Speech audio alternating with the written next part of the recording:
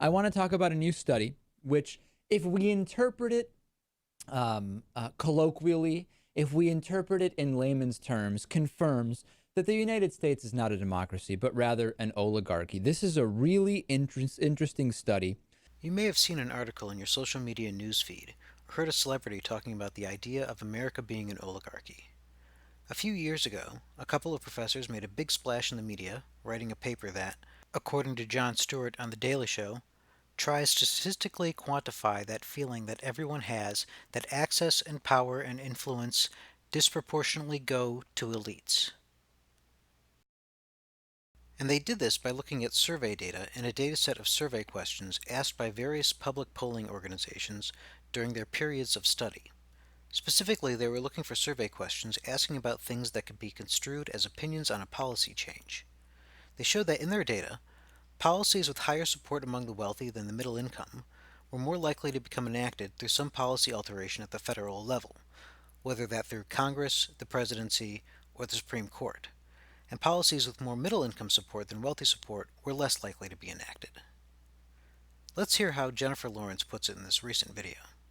They looked at 1,800 public opinion polls over a 20-year period. Now, don't get me wrong. I applaud Ms. Lawrence and her political activism, and anyone who is motivated to activism by the increasingly plutocratic nature of our society. But this graphic depicting the desires of Page and Gilens' median income earners may be a little bit misleading. While there is more concern among median income earners for social programs, the support for anything having to do with the globe is simply not there. And here's the ugly truth about American oligarchy. According to the Page and Gilens data, middle-income poll respondents tend to differ from high-income poll respondents in being more xenophobic, isolationist, anti-environmental, and racist. And this may be where Trump saw what to his mind may have been an underserved market. You see, Page and Gilens were making the rounds in the media and talk shows in early 2014, a time when Trump would likely have been making a decision as to whether to make another presidential run. The policies which had the largest difference in favorability between the wealthy and the middle income were the biggest drivers of Page and Gilens' results. When we look at what those policies were, you may notice a pattern emerge. Among the top 20 data points representing enacted policies with the largest support differential between the wealthy and the middle, wealthy favorability to foreign trade is well represented. NAFTA is mentioned in 7 of the top 20 enacted data points when ranked on the wealth-middle difference, and restrictions on trade with Japan are among the top 20 non-enacted data points. Opposition to foreign trade is so prominent in Trump's rhetoric that I don't think I need to include a specific clip of him criticizing NAFTA. But I didn't realize until I started to edit the video that he actually mentions Japan in his announcement address, which is weird for 2016. When did we beat Japan at anything? They send their cars over by the millions. Environmental preservation seems to be another policy with much more elite support than middle-income support. A Clinton administration expansion of wildlife preserves was the highest differential enacted policy after NAFTA in the original data set covering 1981 through 2002. You know, you're not allowed to use hairspray anymore because it affects the ozone. You know that, right? Middle-income earners also seem much less inclined to offer international aid.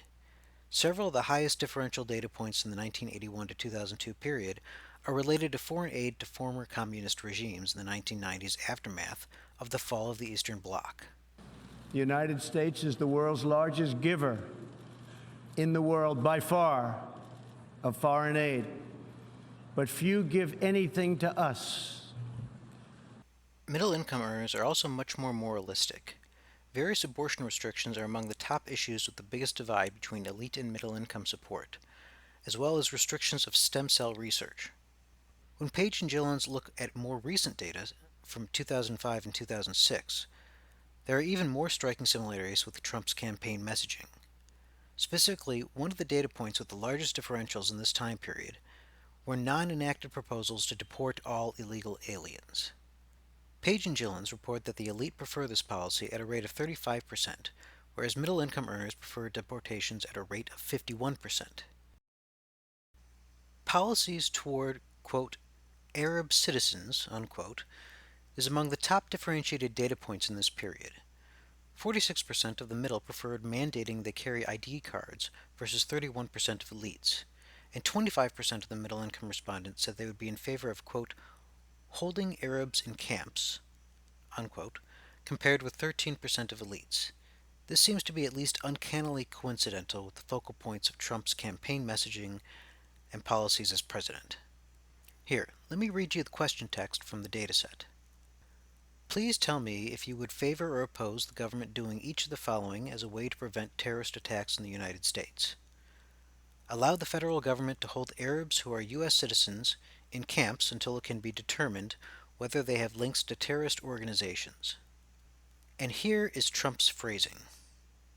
Donald J. Trump is calling for a total and complete shutdown of Muslims entering the United States until our country's representatives can figure out what the hell is going on.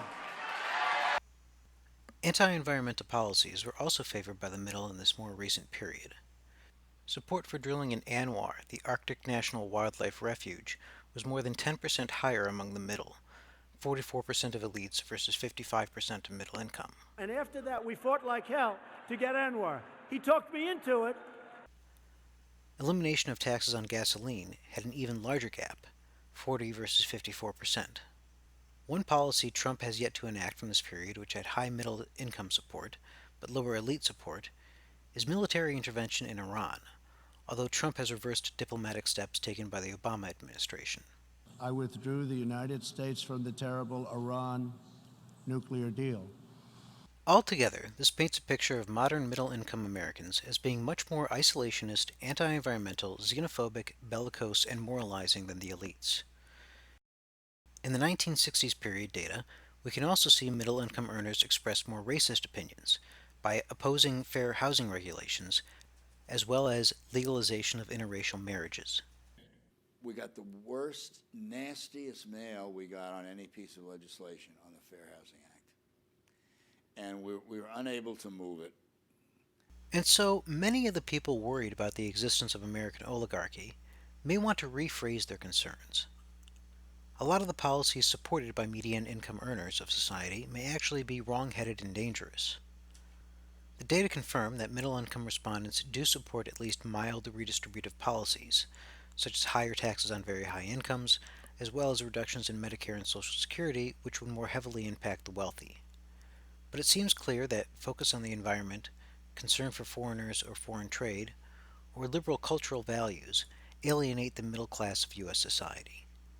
When we look at the pattern here, it seems very likely that some advisor to Trump performed the same analysis that I did on the Page and Gilens data.